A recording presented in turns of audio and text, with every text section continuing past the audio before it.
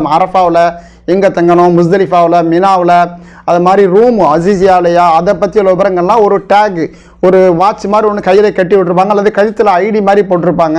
இது கண்டிப்பாக இருக்கணும். தூங்கும் போதும் கூடையே வச்சுக்கிறணும்.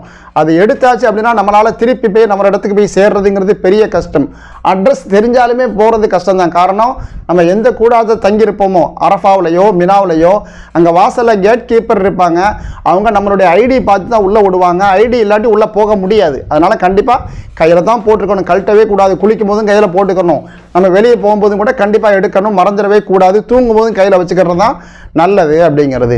ட்ரெயினுக்கு ஆண்டி பாஸ் கொடுத்துருப்பாங்க. அந்த பாஸையும் மறந்துடக்கூடாது. அது இருந்தால் தான் ட்ரெயினில் ஏற்றுவாங்க அப்படிங்கிறது கவனத்தில் வைக்கணும்.